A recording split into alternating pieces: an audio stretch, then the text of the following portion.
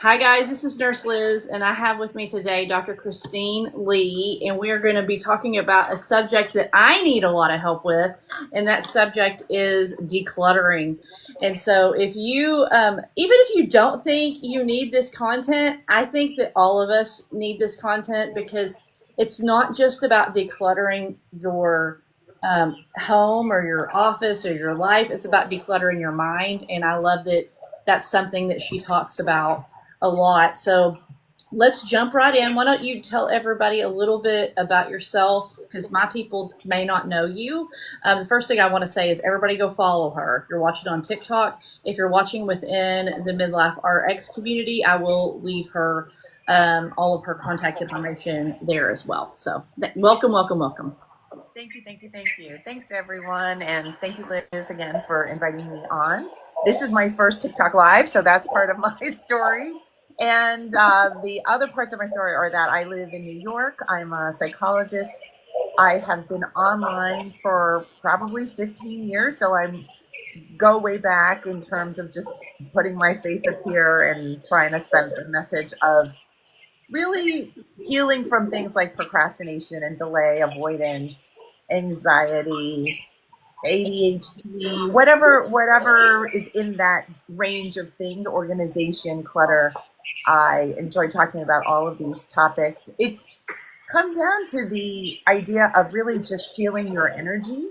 And of course, we have different types of energy and different reasons to have energy, each of us. And when we are women, there are different pressures and expectations and physiological things going on that we need to all take into account and deal with while also trying to live our best life. So this has become my wheelhouse. This is my area of passion, certainly.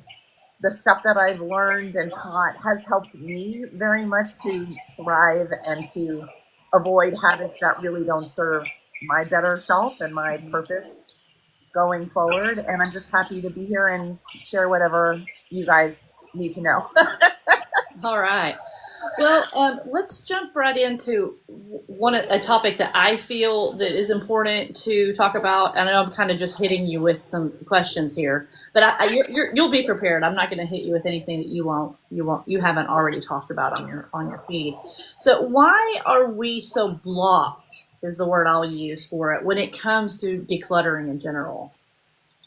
Oh, there are lots of reasons for that. And I think we all have been there, right? Whether you're an organized person or not, there's been a moment in your life where you just didn't want to do it because you felt like it wasn't going to be worth it. You didn't have the time. It was icky. It brought up emotional memories. You know, that letter from that person that you kept, but really you had a conflict with, or the person passed away and you feel guilty, the Christmas cards and the holiday cards.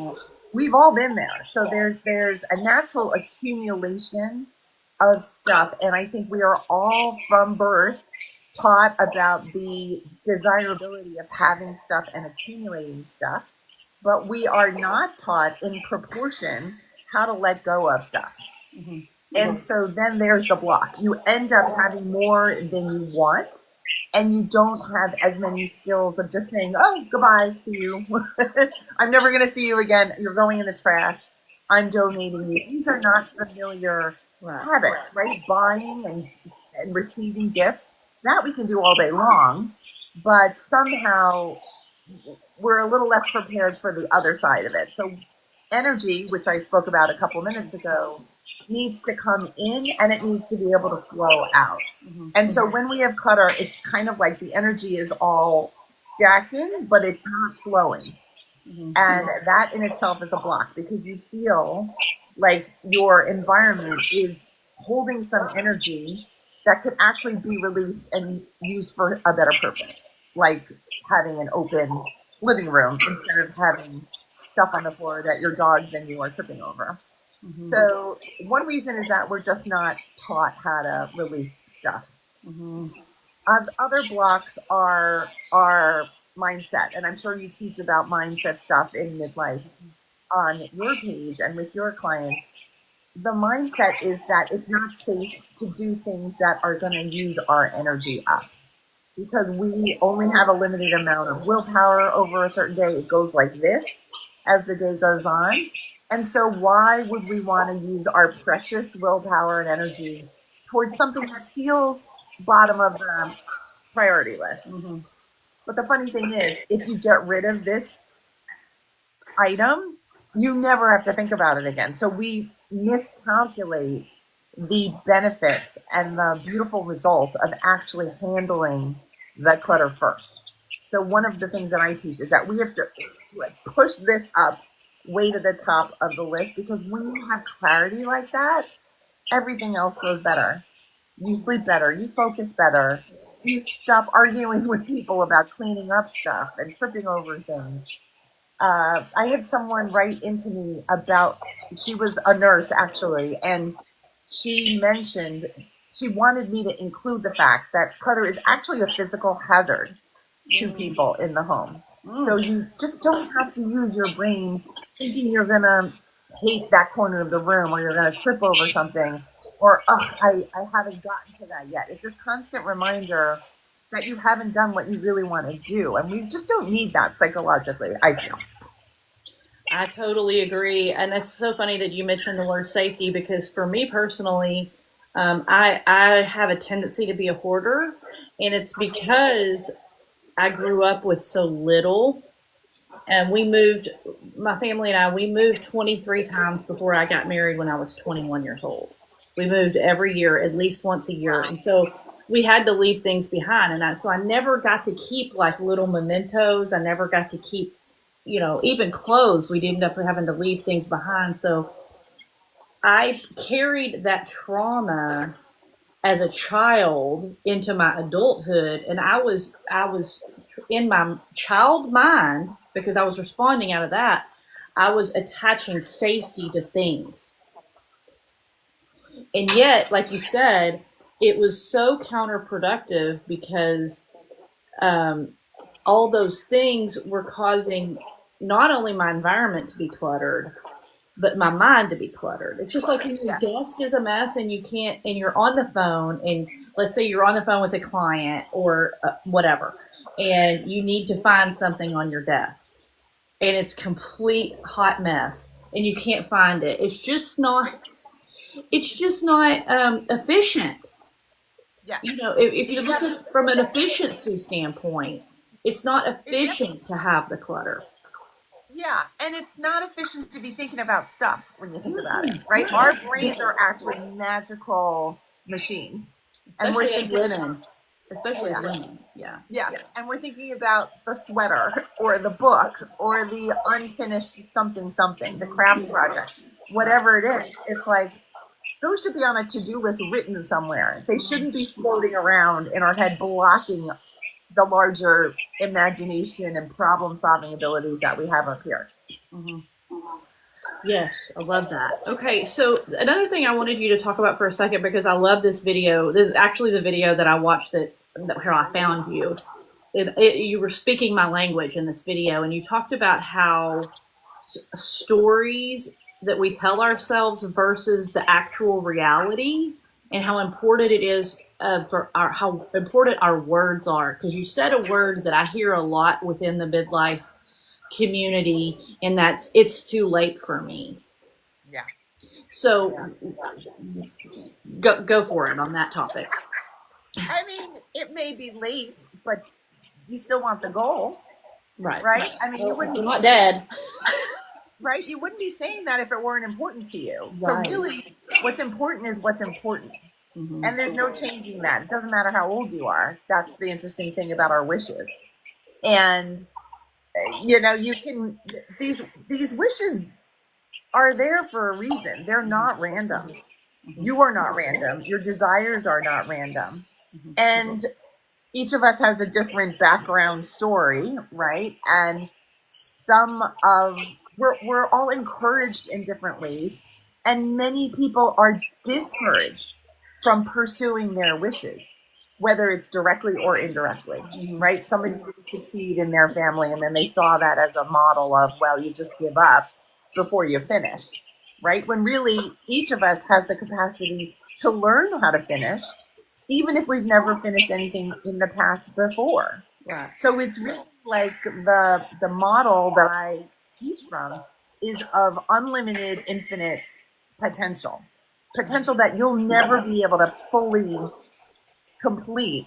But that's not bad news. That's great news. The great news is you can completely go for whatever wish and desire and accomplishment you want, no matter what you've been taught. Right. Absolutely. And the words we say are they're self-fulfilling prophecy.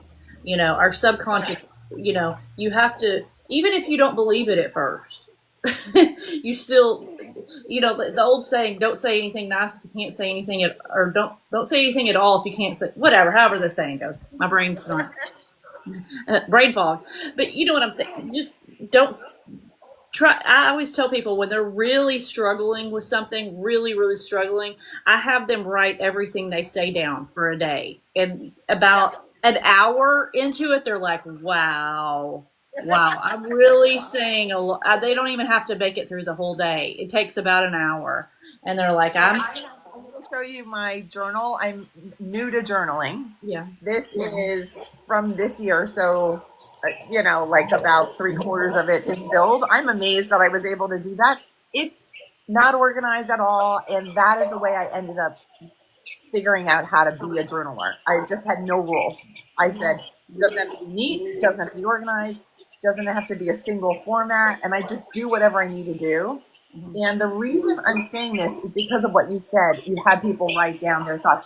It takes me about half of a page of writing my thoughts for me to be like, what am I thinking? Like, why am I thinking this way?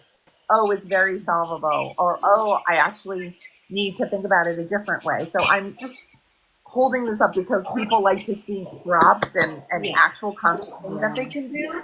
And this is, you know, this was a little pricey, but you don't have to buy a pricey book. You could just take a piece of paper and start tracking, like Liz is suggesting, what kind of false beliefs are streaming through your brain, preventing you from doing the thing that you actually have time for. It's not too late. When you say it's too late, you're making it about time, and it's actually never about time. That is the funny thing about these things. Yes, it's so right. It's like unraveling. I was just saying, it's like unraveling a knot. Like when you journal, there's something really, it's probably scientific. I need to probably look into that. But there is something that happens when you put a pen to paper. And I think with our culture, people are always putting stuff in. It's not the same process in your brain. I know that because I see a big difference for when I journal. One of the things I like to do is when I'm feeling especially overwhelmed, I like to, before I go to bed, write my to-do list for the next day right before I go to bed. And somehow that helps me wake up more organized. You know, just writing it down and releasing it. That way I don't wake up with anxiety. Because I've struggled with anxiety my whole life. So that's just a little trick that I've done. So I have one more question for you, but before I ask the last question, let me just ask you, what programs do you offer, and what's the best way for people to get in touch with you if they're interested in your program? Thank you so much. I do individual coaching, so one-on-one work. But more frequently than that, I work with people in communities, small, relatively small. I have a program called the Success Lab, and it is kind of what it sounds like. It's a lab where we're just holding each other accountable for in some ways, it's the chores and the mundane stuff that you might not have gotten to before the program. And we just get together Monday nights and Saturday mornings as a group. I'm live twice a week. And I do a teeny bit of coaching, a little bit of discussion, and then we all get off the videos. I tend to go eat breakfast or something like that, and then everybody else does their project, whatever they pick. It can be laundry, but it can be something giant as well. But I found that just this chill environment where you know people and you're not pressured really helps you to say, what do I really need to face right now? And it's been lovely. I've had this program since 2018, and everybody's welcome to join. I also have a larger program called Simply Productive. It's a 7-week live group training program where I put people through the essential skills of being productive without stress. I think that's the thing. I think we all know how to get things done, but do you know how to get things done without completely wiping yourself out or scaring yourself or feeling like it's not good enough? I help people to really just be okay with the productivity that they have inside. That's great. And how would they get in contact with you about those programs? They can send me a message through TikTok.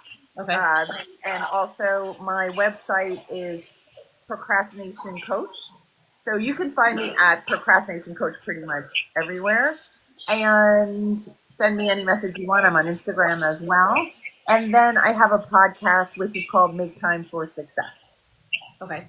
I'll get all those links from you if you could send those to me so that way I could put them in my community. That would be great. I appreciate your help and your mission to help women to thrive in these years, right? Yes. So, this is part of midlife. I feel like, we focus so much on our families and our careers and all of that. And then suddenly and for me, at least in my 50s, I'm like, well, what's next? What now? How about getting my life together? So, and I don't feel like it's too late at all. I don't feel like 50 is old. I'm 52 and I'm just like, I've got at least another 25 years to go. I want it to be very productive. And so, another 50. Yeah, why not? And that's why I work out. So I won't feel feeble.